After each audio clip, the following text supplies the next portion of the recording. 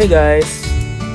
Join me on a short trip going to Solaire North via EDSA. It's a Sunday morning kaya maluwag at masayang mag-drive. So, let's go!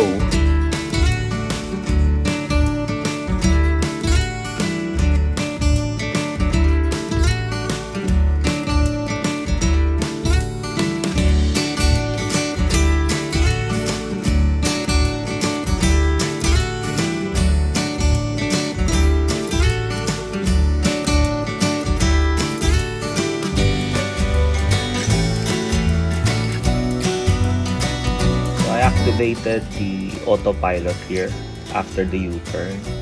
So hayaan natin si Tesla mag-drive until Quezon Avenue.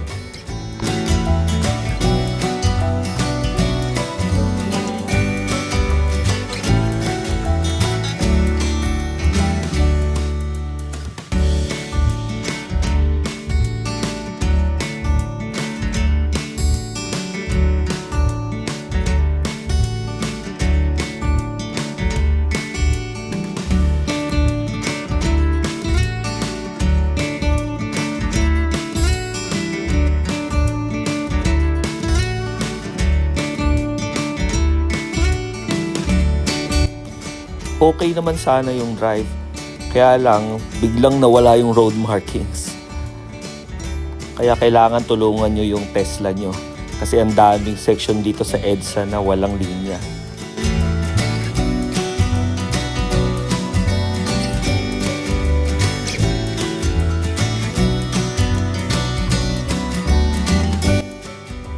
Comment ko lang din na maganda yung performance ng adaptive suspension nitong YL. Lalo na sa mga lubak-lubak at uneven surfaces.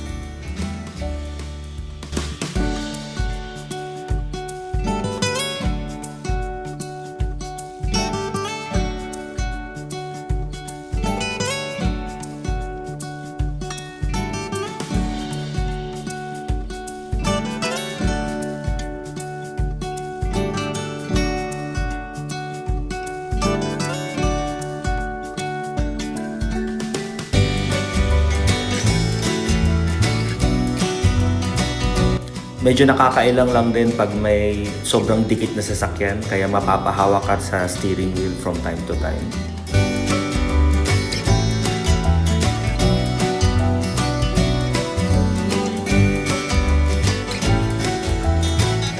Yun lang guys. Thank you so much for watching. See you on the next one.